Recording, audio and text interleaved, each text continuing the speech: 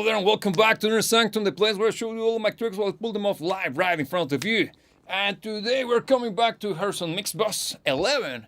And we're gonna keep working on the track that we started off just like 2 weeks ago. And we're gonna be focusing most of our time today in today's session on fixing and working with the low end of the mix. If I recall correctly, we already did a little bit of extra work on the kick and the bass, but now we're gonna start to clean up some of the rumble that is taking place out of the different layers of music. For example, some pads. We're gonna be cleaning up certain elements from the special effects that we're using, and maybe if time allows for it, we're gonna be applying a little bit of parallel mixing stuff, such as effects and sorts of stuff like that. Right out of words. Isn't that the case, Tiago Remini, the Estonian Brave?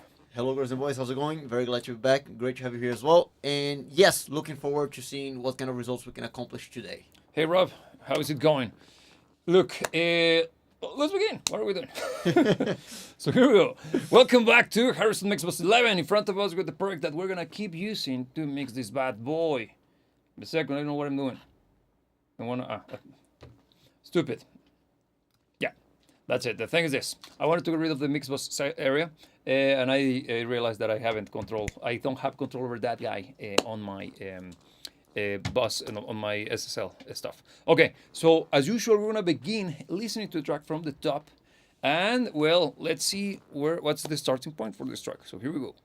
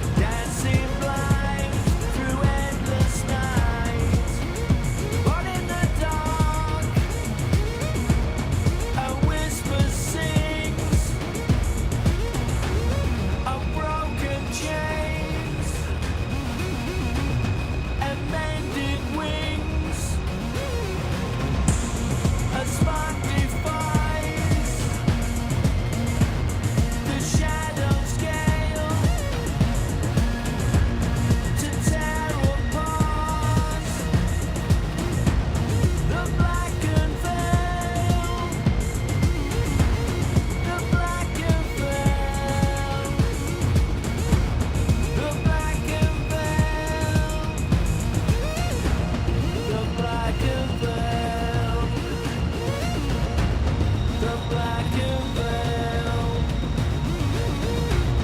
The black and brown. The black and brown.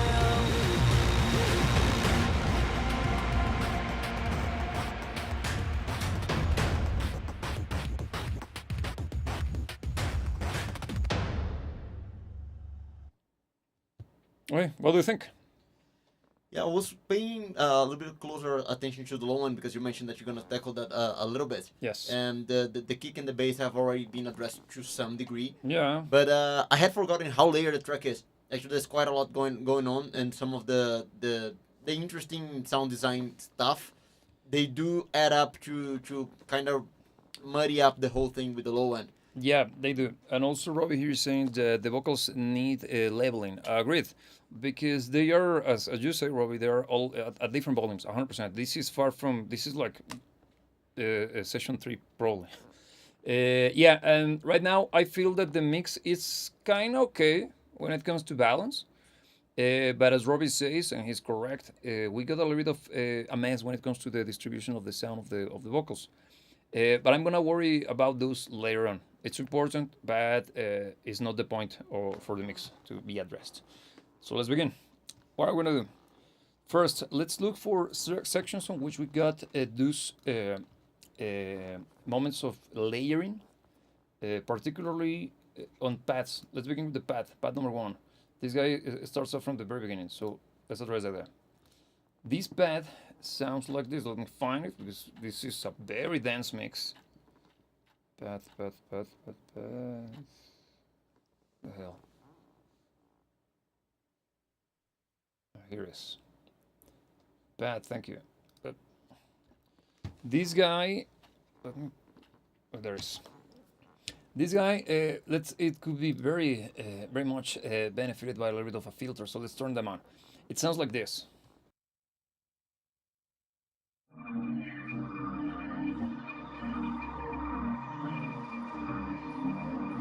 It's kind of like the core of the track, at least at the beginning. Yeah.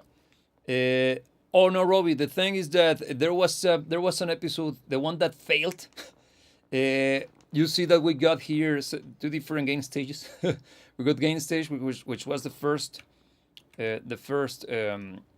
session. Then we had a gain stage 2. That's the one that failed. We had an issue with the live stream on that one. Then last week's was these 2 guys. So now I'm gonna be applying a bit of filters. Here we go.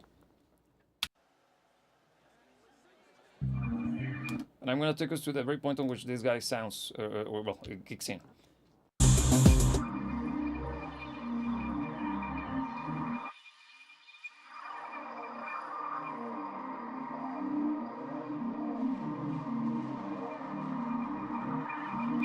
That could be a good starting point. Mm-hmm. Let's do it in context.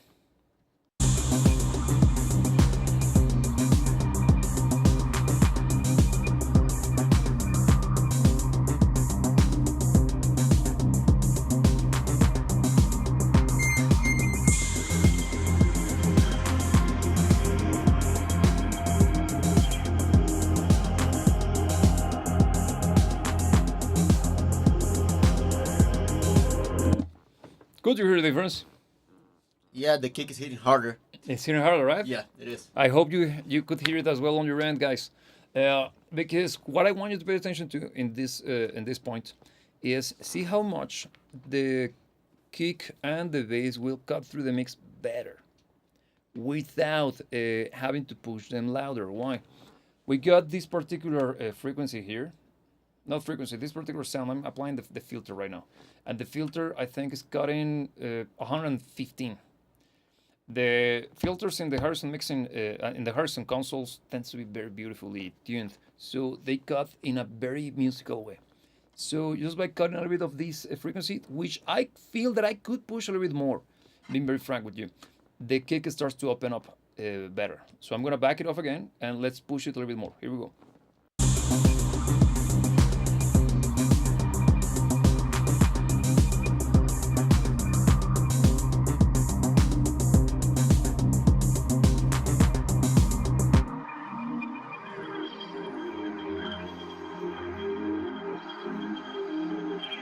It's a little bit. I don't know if you could hear it. Yeah. The Yeah. difference is not that gigantic when you solo the instrument, but in the mix you start to feel a bit more of air being pushed. But one thing, there is a little bit of extra mud taking place in the mid region. I don't know if you could hear it, Diego. Could you? On the mid, being honest, I didn't pinpoint it. Ha! Yeah. Peasant. No, look, it's somewhere around. Let's see. I'm gonna solo the pad again. Let's play around with the EQs, okay? We're gonna be doing something like this. I think it's gonna be here somewhere here. I'm gonna press play and then I'm gonna boost the frequency.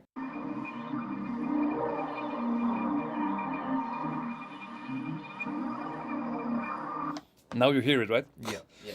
Look at that. That was kind of eyeballing it. But why eyeball it? Because I am very familiar with the sound of these EQs. So I kind of knew where to put it. But this is more about habit and being consistent with the use of a tool rather than being good. Don't know if that makes sense. It's experience in this case. And it's why I push so much the idea of learning and sticking to your guns as much as you can. Because the more you learn and the more time you spend working on with whatever set of tools you have access to, you're gonna get the most out of it. Okay, so let's go for it. I'm gonna send it back to 500, which is Unity, and then I'm gonna begin cutting.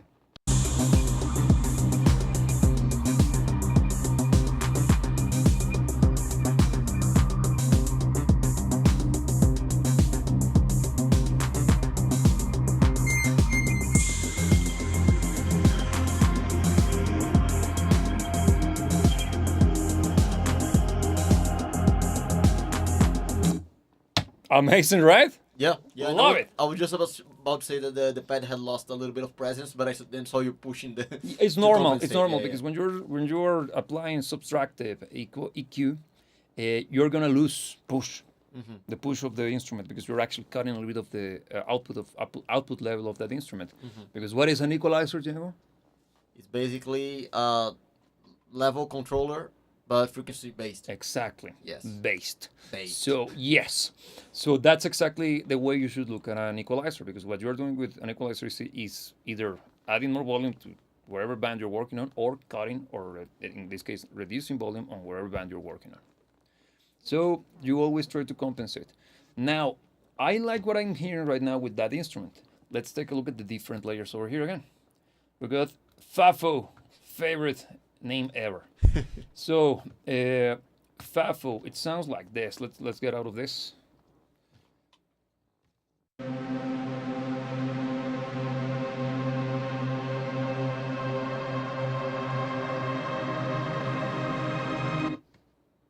That's a badass sound. It is, and it's already very layered. Super layered yeah. because this is, I think we used one of the, if I recall correctly, well, got luck that we actually recorded and live streamed those sessions because I don't know exactly what I did. But if I recall correctly, we were effing around with the new plugin, the super that super badass reverb by Sound Toys. Oh yeah, yeah. I That remember was that. released by a few when we were working on this track, and I think I simply copied what we were doing with the Moog and the micro pitch, being recorded as an independent. Yeah, whatever. This is a very layered sound, as Thiago put it. In here, we're gonna have to work a lot because I don't wanna miss a thing. I don't wanna lose your love tonight. Shit, You're on my fire. puns are terrible. No, no, I don't wanna remove some of the low end because it's part of that ominous, dready, kind of evil sounding sound that this is, right? Yeah. Has this kind of like darkness is about to cover you like a veil. Get it? Okay. Like a blackened veil. Okay. Shit, I should have stopped. I apologize. Okay, I'm gonna press play once again, but this time around I'm gonna be applying the filter. Okay, so pay attention to the kick and the bass.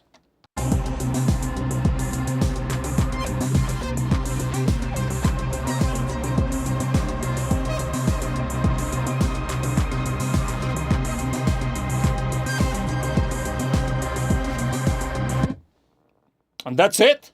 Very good. And actually, you cut quite a lot. No, I went berserk. Let me show you. Damn. And this is allegedly 54 hertz. That's a lot of nuts. We actually need that one. That's our match. Yeah. Yeah, we gotta do that. Okay, because why? It's gonna sound awful if I solo it. Listen to it.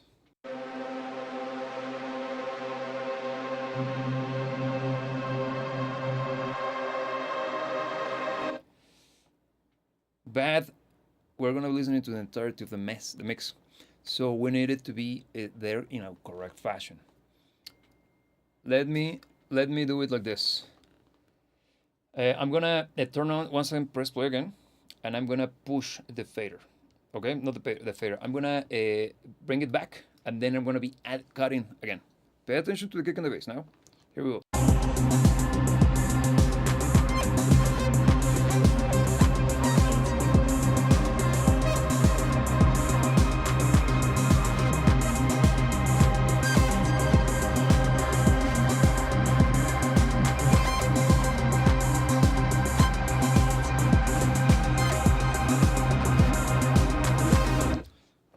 Excellent. I even went a little bit further.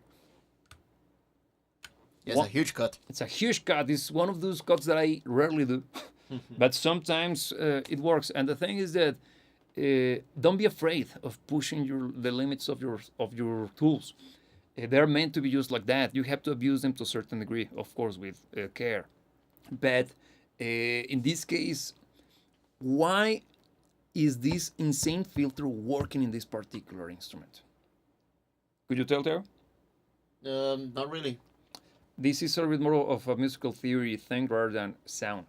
Pay attention to this. I'm going to solo it again. Try to see how many notes are part of the sound.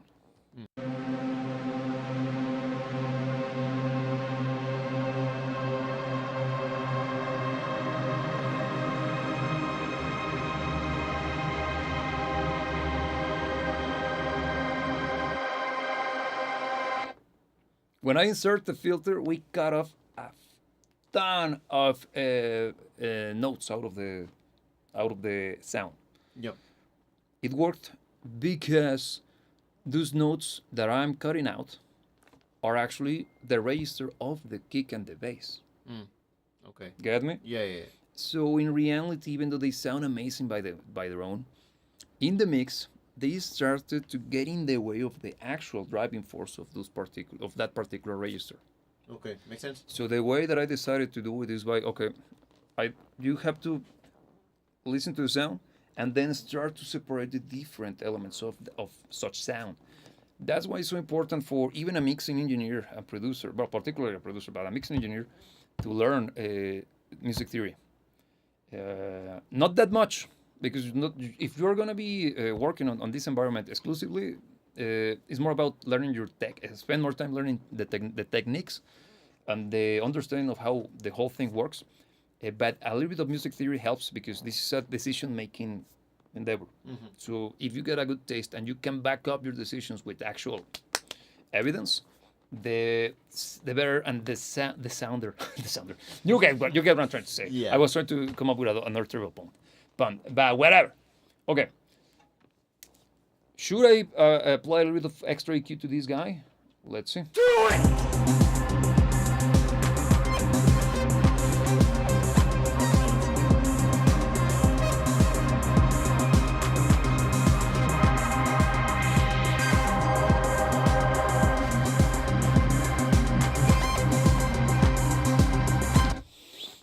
Ah! That was good, right? Yeah, but it was kind of getting rid of the ugly. Yeah, because again, the sound by its own is amazing. But you're not listening to that particular take as the final record. You will be listening to the entirety of the ensemble. So if you don't, if you fall in love with the different instruments or the different tracks that you got, you will never make the right decisions that will allow you to get to the point in which the entirety of the composition sounds put together. Get me? Yeah. In this case, if I were you, if I had the chance to just leave the sound alone, I would, because it's amazing. It sounds super cinematic. Mm-hmm. But in the mix, it's too much. Yeah, and there were plenty of build-ups. Yeah, and you know how I learned to do this? By sucking at playing guitar with a band. Because when you are in a band and you're playing, you tend to develop the sound of your instrument by your own, without the rest of the band playing with you. And when you show up to the rehearsal, your sound has plenty of bass because you ignore the fact that there will be a kick and a bass playing with you. So as soon as you start playing, everybody plays together with you, and happens. Yeah. It's basically that sound. That's universal, by the way. No, but it sounds like that, and nobody can hear, and everybody could be playing properly. The bad, since the mix is so bad, it doesn't show. And the worst part is this: if you're playing with another guitar player, he's gonna feel that he's lost in the mix, so his immediate reaction is gonna go there and crank up the amplifier. And what that means, extra mod. Yeah. And everybody is gonna get into the arms race on and seeing who has the longest cable. Okay? So, I should say the longest fader, but whatever. Okay, so it's working. It's working. Right now we're cleaning up. Okay, we're not beautifying, if that makes sense. Yes. Let's keep working with this. Okay, now let's take a look at another section. We already dealt with FAFO. Oh, the super important S voices. Let's take a look at those guys. S voice, that's this guy over here. So let's see. It sounds like this. Sorry, let me just make sure that we're gonna have a good track to listen to. Here we go.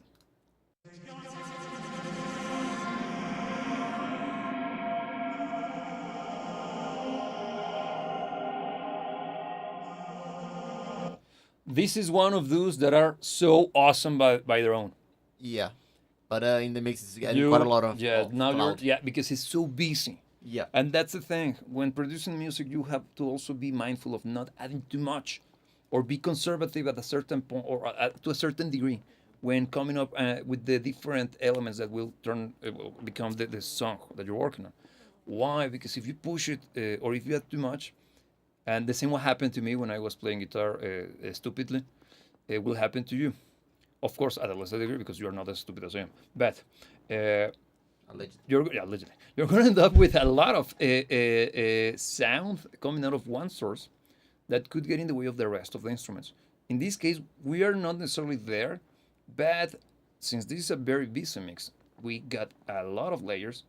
This is kind of getting in the way of some of the good stuff. Again, let's play around first with the filter. Here we go. First, let's get familiar with the effect of the filter on this particular track.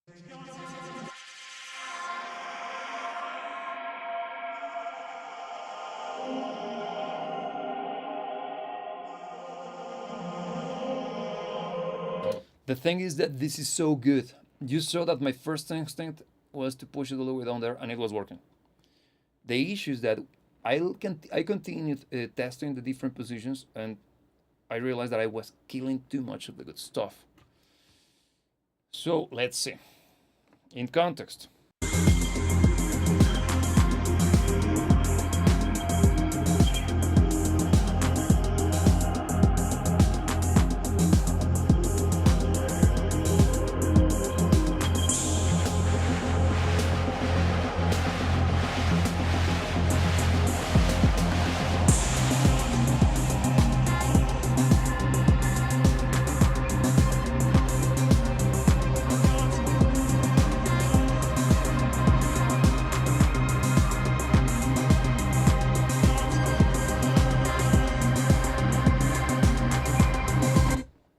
Could you hear the difference? Yeah. It was a little bit less aggressive than some of the previous instances, but it still was a considerable move. Yeah, but I actually felt compelled to apply a little bit of extra Q to it. Let me show you what it did. It sounds like this right now, by its own.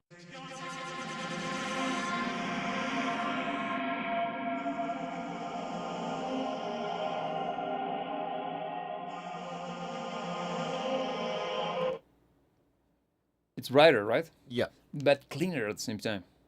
Why? Let me show you. I went super conservative on the filter because I wanted to keep that particular thing that it's doing, because it sounds like an extra layer to the pad. And I am thinking right now as an arranger at this very point. because I'm using the different sounds that comprise or or are happening in this particular point, and I'm starting to assemble them as if they were one instrument, like keys on a keyboard. Okay.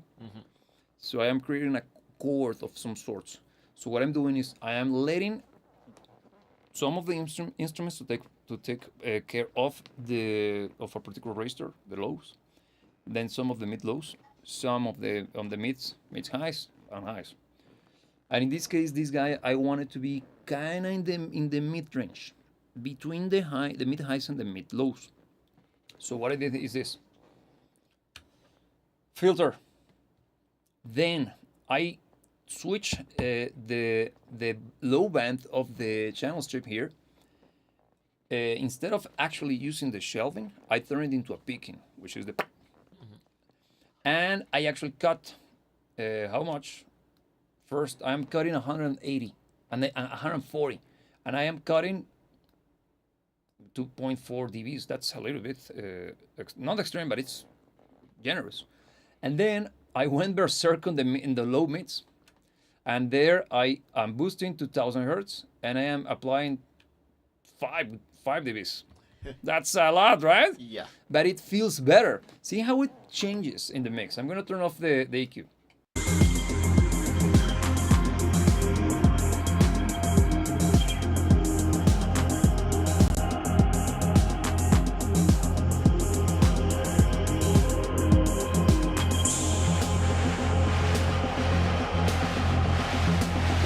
Almost like water, right? I don't know if that makes sense. To me, it makes me think of water even in my tongue. Yeah. So wherever. Now I feel that I could add a little bit of shine to this sound, but I think it's a little bit too early for that, because I want to make sure that I have a clean sounding mix before I begin doing all sorts of stupidity. So let's see. Basically speaking, we kind of got this section covered when it comes to the layers. So let's move to mark number 2, because in here is where the fun begins. We're going to be working with pad number 2.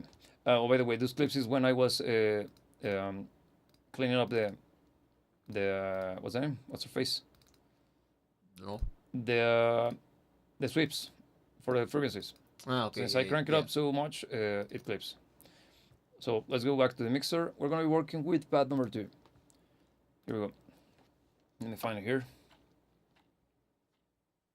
Damn. There it is. Here we go. So pad number 2 sounds like this.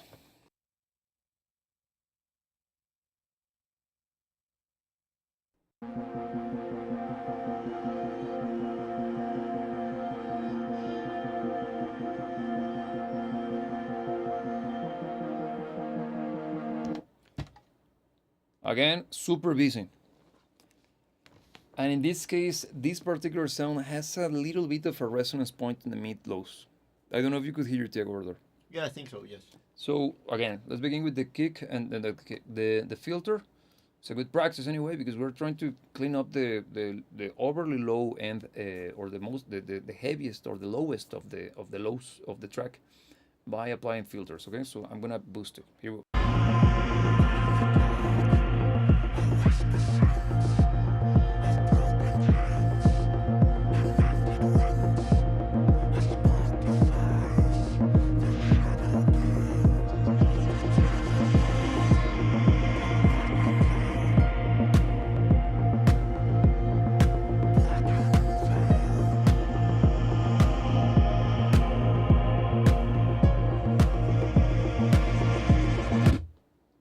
Could you hear it?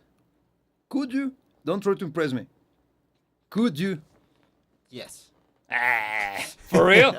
Yeah. Yeah. Okay, could you describe it? It is cleaner. Like, honestly, I feel that simply the low end, I've heard it more on the bass, I think, because it felt a little bit more cutting through, because it feels cleaner, the low end. Yeah. It wasn't by much, even though you cut quite a lot. I can see here that the cut was kind of generous. It was kind of like a subtle difference, but Yeah. it's making a difference. And here Rob is saying, and he's not incorrect, he thinks that it needs a cut on the 350 hertz. Yeah, somewhere on that area, Robbie, because there is a little bit of that But yes, the filters are insane, right, Robbie? Harrison Mixbus's filters are incredible. They have that particular shape to them that is like, actually, I think you told me, Robbie, that they announced they released the filters or the EQs as 500 series, if I recall correctly. Oh, that's cool. That's amazing, man. Just getting the filters. The ones that I know that you can get the filters, just the filters alone is from the Tridents, which I have my eyes on those because the Trident, I have two Trident equalizers. They are so good, man.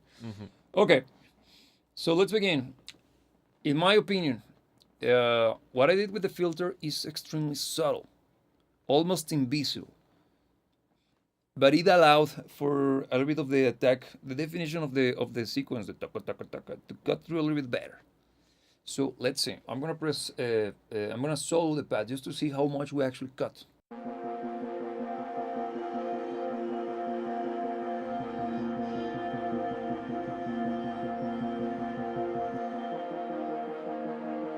Almost nothing. If I switch right now, we're rocking the system with the subwoofer. If I go to the one without the subwoofer, I can assure you that we won't be able to hear it because Quite it's possible. super low. But even if you don't have a subwoofer, don't worry. Why? You won't be able to hear it because chances are that the speakers that you might be rocking, let's say you're working, because right now the second setup of the speakers that I got here is Oratones, so they're tiny, like 4 inches, and they are terrible handling low end. They basically have no low end. That's why I switched between the system here with the Neumanns and the Oratones.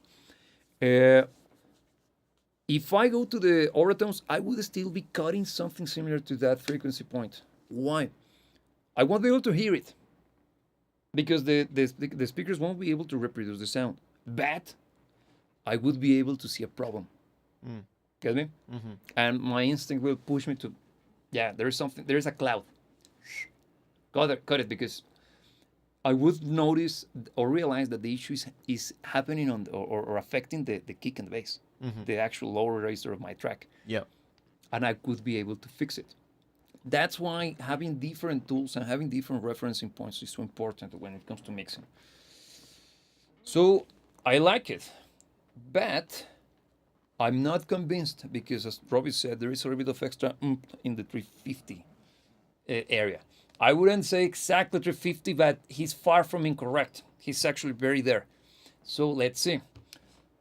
Let's try it. Let's give Robbie the chance. So if you fail, if it doesn't work, Robbie, it's on you, man. That's on you. It's on you. So 350. Exactly 350. No, I don't want to get sued, so I'm going to make sure that I get 350. That's the best I could do. I give it or take 350, okay? Yeah. There it is. Okay, here it is. Let's see. So this is the moment of truth, Robbie. Here we go. And I'm going to do it with the board. So here we go. Cutting.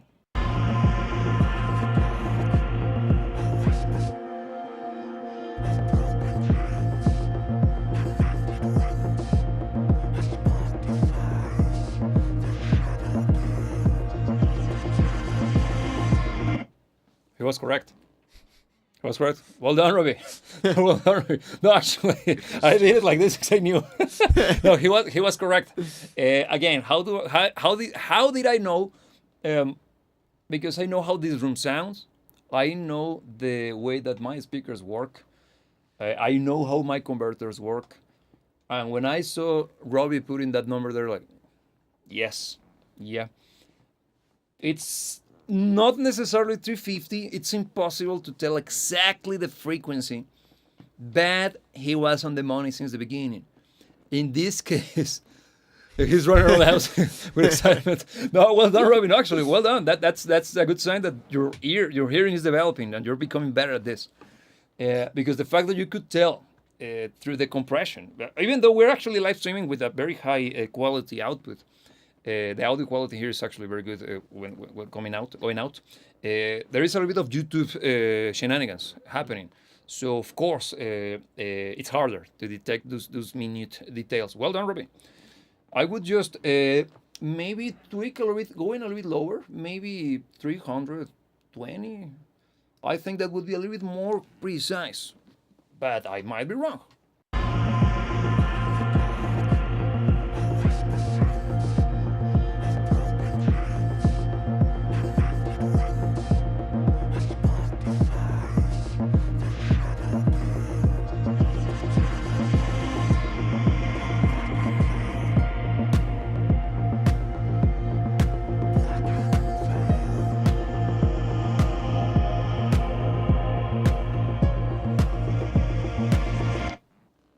How about that? Pretty good. Excellent. Well done, Robbie. In this case, this is one of those moments in which I will have to push a little bit the volume of the pad, because that frequency, not by cutting that frequency, since it had plenty of it, or we kind of lost a little bit of perceived loudness of the instrument. Yeah. And here we're saying that usually 350, 40, 400, but it's based on what instruments you're working on, totally, Robbie. And look, for whatever reason, human beings have a particular problem or a particular difficulty when it comes to understanding frequencies that in the area around 250 all the way down to probably 400.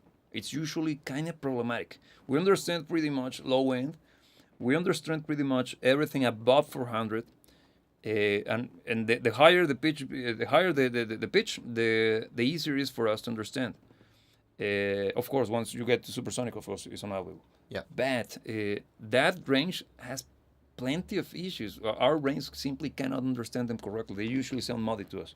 That's why you always gravitate towards those particular frequencies. And if you pay attention to, or if you look at the different equalizers, you'll see that most of them, the parametric ones, tend to have a low mid band that hits that particular register. For example, this guy over here, the SSL stuff, also has a low mid band that I love. So useful, this guy, super efficient. Okay, let's continue. Working. Again, today's journey is not about beautifying the track; it's cleaning it up. Okay, getting it ready to be. It's removing the pig so we can actually use the lipstick. Bass and kick sounds better now using this filter. Exactly, Robbie. Because now we're letting the low end, the instruments are actually carrying the weight of the track, push the air correctly. Okay, now let's take a listen to this new instrument over here. This is going to be piano. But we got two pianos. And I think it's because one is a kind of staccato sound. I think it's this guy. Yes. On the other guy is like a very effed up piano. It's a cool sound. Such a good sound, man. Yeah. Okay, so the first problem, piano, regular piano, the one with the delay, even though it's amazing, it's busy and it's adding a lot of mud to the picks, and we don't want it. So we're gonna be applying once again our filters. First, as usual, we're going to listen to it so we can get used to the sound.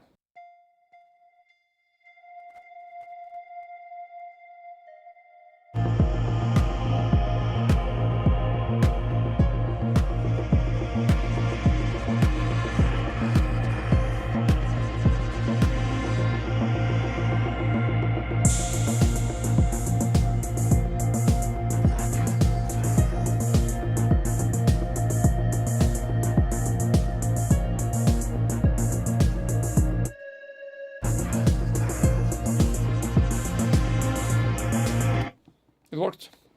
Yep. And I went berserk. Yeah. Why? Because register. Depending on the register that your instrument or the sound that you're working on is or behaves or is part of, your EQ will the filter will allow for your filter to go a little bit more aggressive onto the sound, because these notes that the piano are playing are not actually affected by the are actually not affected by the filter. What we're removing is actually the rumble. But if the piano were to be playing lower notes and you apply this filter, you're gonna kill off a good chunk of the sound. If even to the point of it actually removing and making it unaudible whatever notes the piano might be playing. Okay? Yeah. Because frequencies are basically tonality. Okay? Think in terms of that. That helps a lot, especially when you're beginning. Now, let's see the piano 2. That guy, I'm just gonna go down with the filter. Why? No, wait a second. I think I play lower notes later, so we'll see. Piano. Okay. What to listen? Don't listen to that. Listen to. Look for that. Okay? Yeah.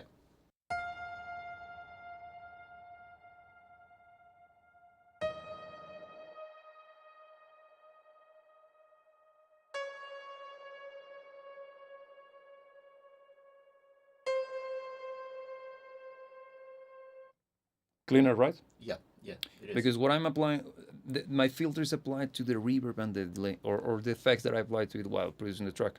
So this is going to allow for the piano to feel better lately. Let's see.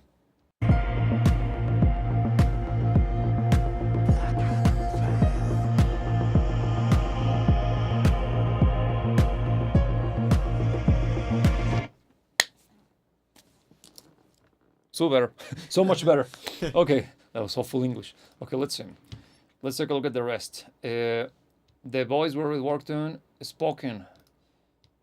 Oh, more of that later. Let's go to this guy. We got box. This is the singing voice and special effects. We're gonna wait on those because I want to make sure that first we get rid of all of the harmonic elements of the track. For example, we got Juno. That's a good candidate. We haven't worked on Juno. This is probably my favorite sound of this record. See.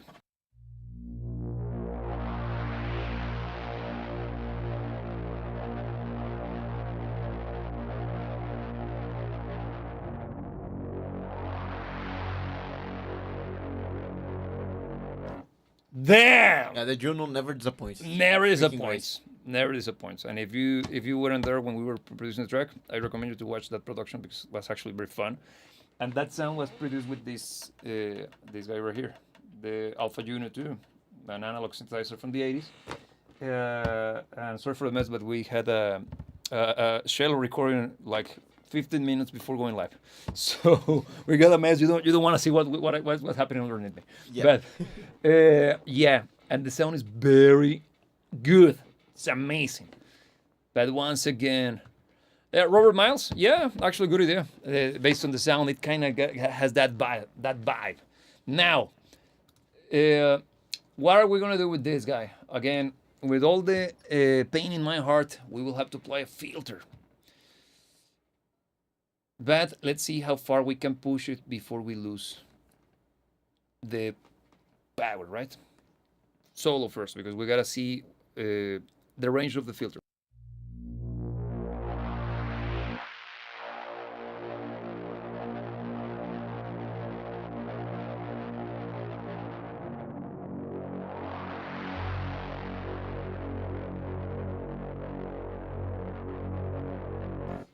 I don't know about you, but I wouldn't push it after this.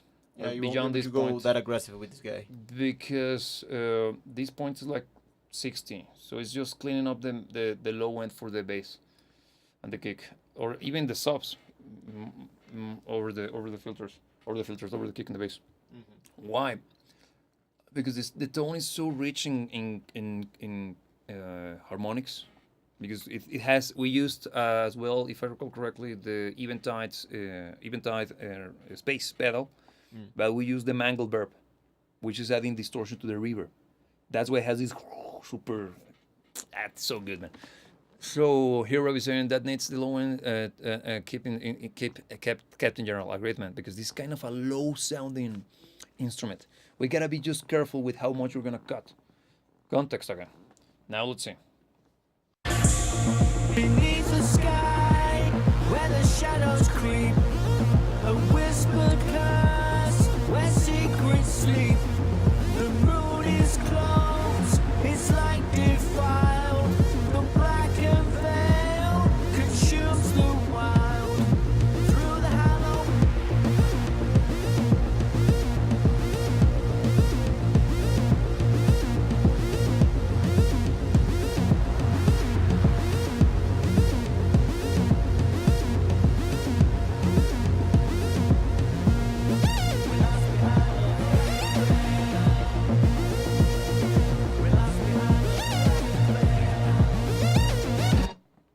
What do you think?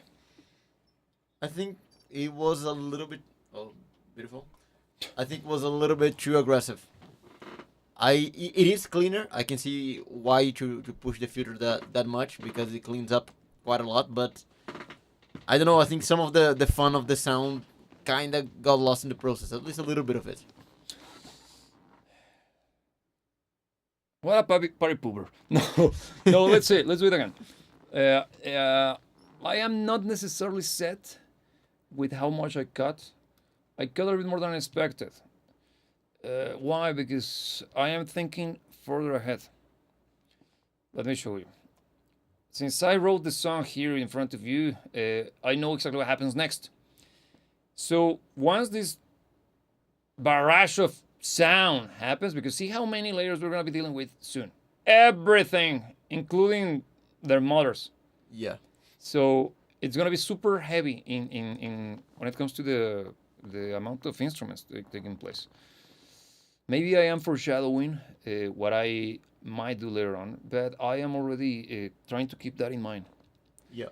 So let me push it again. I'm gonna do it from the scratch, and in this case, this is something that you won't be able to hear. Okay, but the best tool for this job is gonna be not the one with the sub. It's gonna be the one with little low end. Why? Because the trick here is gonna be making sure that the mix sounds better by removing the extra stuff. Mm-hmm. Because one of the benefits of those terribly sounding speakers, believe me, they don't sound good. They sound flat and boring, but Honest. that's what you need. Honest. Tough but fair. Tough but fair. If you manage to get the mix to translate correctly through those speakers, that means that when you go to the big one, it's gonna sound better. Okay? So I'm gonna work on it again with this guy. Applying filter.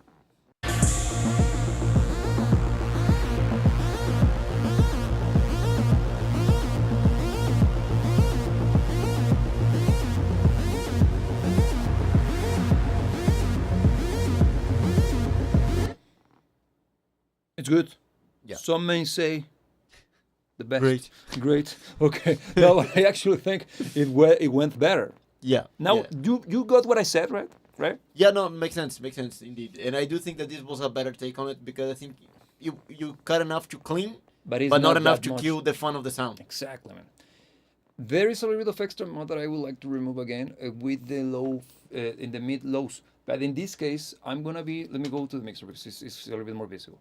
In this case, I'm gonna be working with the mid lows, but the actual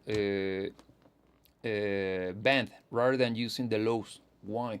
Because I want to bring a little bit up some of the extra punchiness, the low end that is part of the sound, but now with a much precise way. So let's see. Here we go.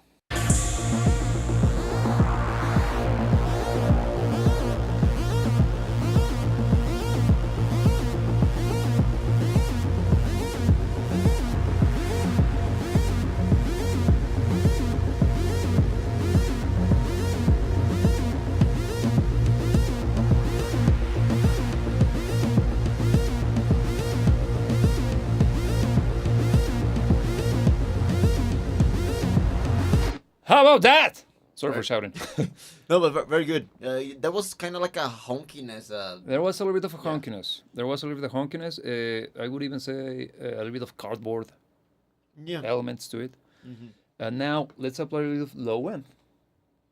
Because I want to bring in a little bit of the chest hair that this sound got, okay? The mustache. The mustache. So, let's see. I'm gonna be rocking, don't know, somewhere maybe here. So you know what frequency is? I don't care. It's about you don't mix with your ears. You mix with your eyes. Of course, no. That's my dyslexia. Kicking in. Here we go.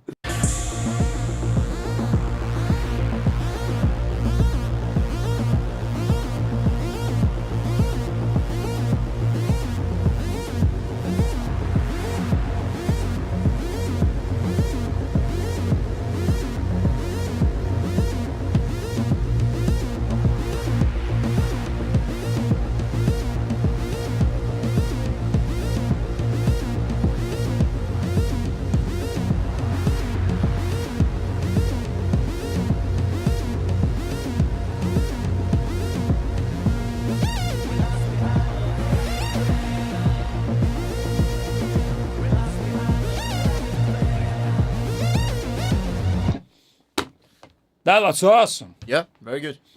What we did here is this. First, we removed the honkiness that Tiago mentioned correctly. And then we went to town with the low end. What did I do? I don't know. 400 something hertz. And we pushed it 3 dBs. A lot. A lot. And what we got out of it is, you felt that it began to grow, right? Yeah.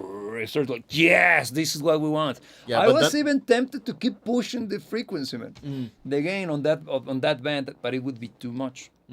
Because this is also, mixing is the art of arranging everything in a way that doesn't make your mom feel embarrassed of being your mom. Kind of tough. Kind of tough, but fair. Okay. Yeah. No, actually, it's just simply doing it with grace.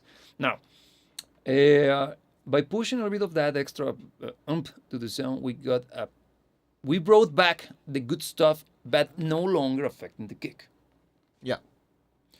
So let's do the final instrument here, which is gonna be, let me see, strings. Yeah, it's basically strings because the rest is doom and gloom.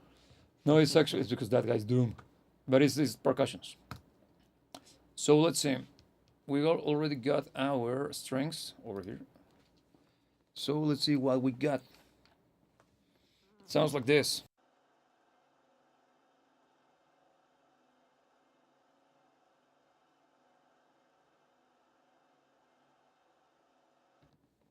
It's not playing anything.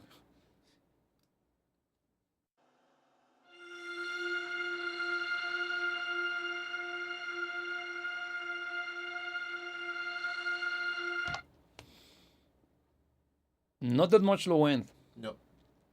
Basically no low end. Why? The register on which this instrument is playing. But still, we're gonna go to town with the filter. Why? Just for safety first. So let's go for it.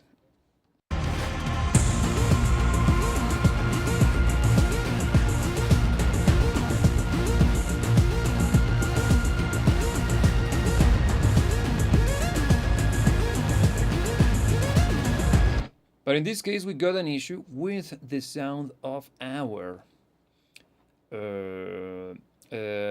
mid-range again. I'm going to be using the frequency here, the band, the low band, but I'm going to turn it once again into a peak. Why? Because by doing so, I will have the other 3 bands at my disposal to push. Okay, here we go.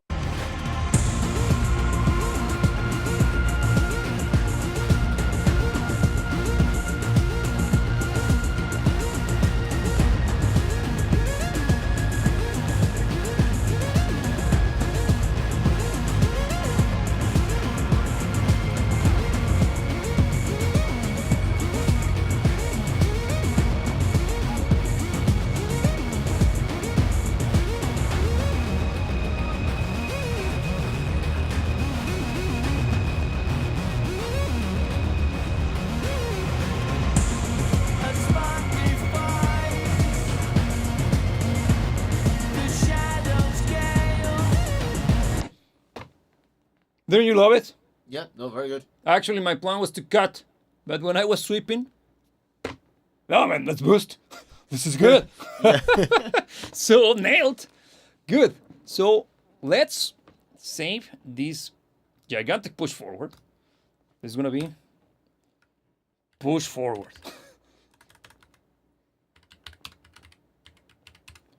Bada bam. And with this being said, let's listen to this whole thing from start to finish so we can see exactly where we are at this point. I think we did plenty of moves today that were extremely beneficial. So as usual, we're going to be switching between the previous version and today's mix, okay? Where we started and where we are at this point. Okay. From the top.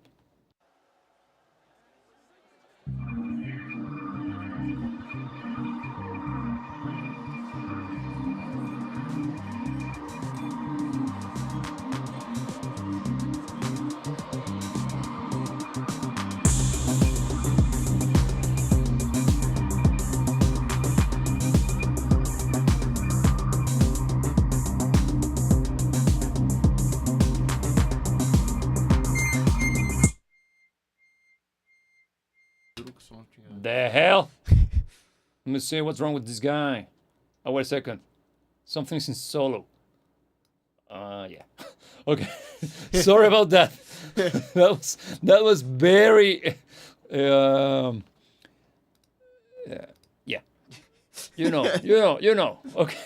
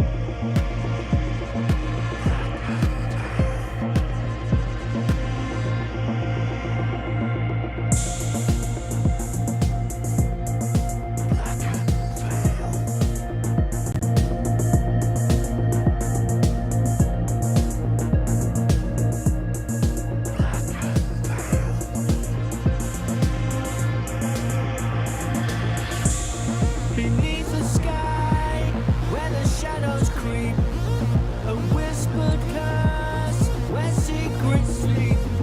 The road is closed, it's like defiled. The blackened veil consumes the wild. Through the hollow winds, the echoes call. The fragile world begins to fall. The stars are dim, their stories pale, lost behind the blackened veil. We're lost behind the blackened veil. We're lost behind the blackened veil. We're lost behind the blackened veil. We're lost behind the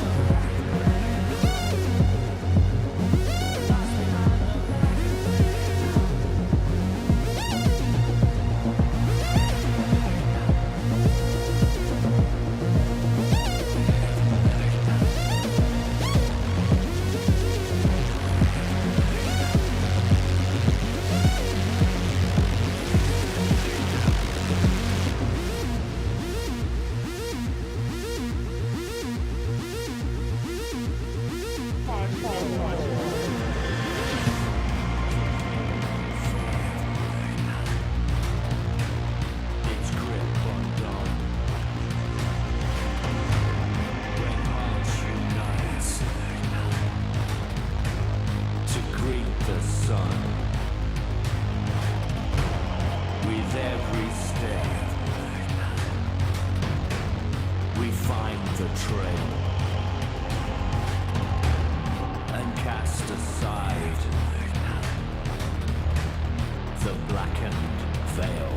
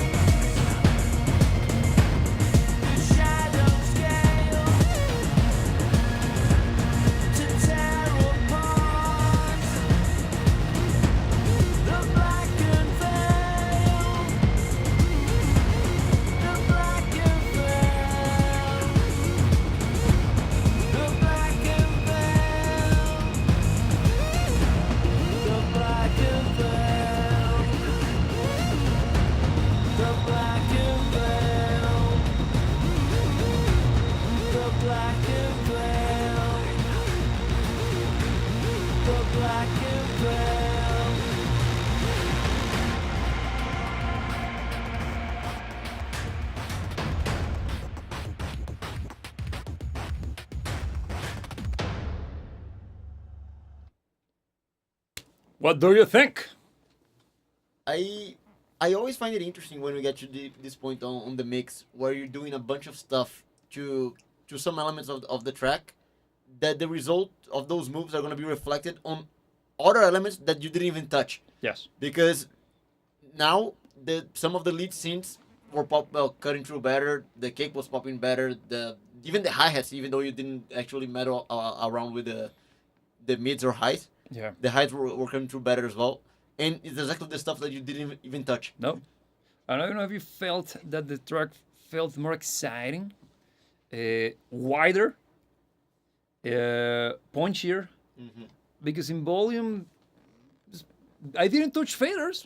Yeah. Most of my time, well, the entirety of my time, I was just cutting stuff out and balancing them back with the fader. Yeah. The thing is that by removing some of the frequencies that were actually bugging me, I could push some certain faders a little bit harder, making them more present in the mix. And one thing that we were saying while the track was playing, I was switching between the different speakers here in the studio. We could hear the same on both the big system with the subwoofer and the one without. Of course, less punch, less everything, but the mix is translating now. Because at the early stage, you could hear the difference. Yeah. That's how I know that the mix is far from being in a good position. Because the solution for a good, the point on which you learn or when you learn to detect when something's already cooking, is when you switch between referencing points and you start to feel the same. So it doesn't have to be with a fancy system. You can have different headphones. And if you get your headphones that you can trust, your good headphones, the ones that are the flat response headphones that you might have, and then you move over to some less quality headphones, let's say something like, I don't know, pedestrian level, I don't know, Apple, one of those AirPods. And you could hear kind of the same energy, the same vibe, even though you're dealing with a lesser headphone. That means that you're already setting the right path. So that would be my takeaway from this one. Yeah. Makes Would you sense. agree? Makes sense. Yes. That's why it's so important for you to have references. In my opinion, the whole thing with the car test, you know what that is? The whole thing of taking the mixture of car to listen Yes. to. Yeah. It works. It's a very good thing to do. But I prefer to do it here. Because here is immediate. And I'm rocking the same converters. For example, the Dangerous box we use here, the D-Box, allows me to switch between speakers using the same converters. So I know that the difference is the sound of the speakers alone, is not the in-betweens. Something very important. And it's one of the things that has helped me to make better decisions with mixing ever since I got it. I recommend you to get a proper interface for real. If I can recommend you where to put your money on at the beginning, or even if you're already moving forward in this career path, invest on the best quality converters you can get for monitoring purposes, like this guy. Dangerous have a very entry point is not affordable. I wouldn't use the word affordable, but entry point is the source. It's just the two channels out. It's basically just the converters of this guy, of the D-Box. Yep. Has nothing else. But it's insanely good sounding for real. Theo, how was your reaction when you listened to the D-Box for the first time? I was very surprised because I didn't expect the difference to be this big. Monumental, right? Yeah, I thought it would be something subtle, but it was No, it's very, ridiculous. very big. Believe me, guys, for real. I'm trying to sell you onto the Dangerous stuff. I'm not affiliated yet with them, but I do love their products. They're far from being cheap. I'm gonna tell you that. So be ready. But that source, I truly recommend you to take a look at that one, especially you, Robbie, because you have a good ear. It's not beyond the reach of the vast majority of us, and it's a very good converter. The only issue is that you won't be able to use it other than listening to where you're tracking. So it's gonna be 1,000 quid easily. Yeah. But believe me, if you're getting serious into this whole thing of producing music or mixing music, the best monitoring you can get is the most important thing you should do. from then onwards, it will allow you to develop your skills. That's what I'm trying to say, because now you can put all of the blame on you rather than the system or the hardware you're using. So with that being said, let me save this project because I usually don't do it. Yeah. Okay. Leave it on the edge. Saved. Okay. So this is taking us to the end of this live stream. Thanks for coming. Thanks for watching. And if you want to get in touch with us in a much more personal basis, feel free to join our Discord, which is in the description of this video. So we can keep the conversation going. But also, you can follow us on Instagram and X, because that's the best way for you to get in touch with us in a much more personal basis. And of course, if you want to support this channel even further, is by listening to music on Apple Music or Spotify. That kind of sounds like this, but not necessarily. Yeah. Yeah. So with that being said, the last thing to be reminded is that you should never let anybody tell you what to dream about. And remember that we'll see you when we see you.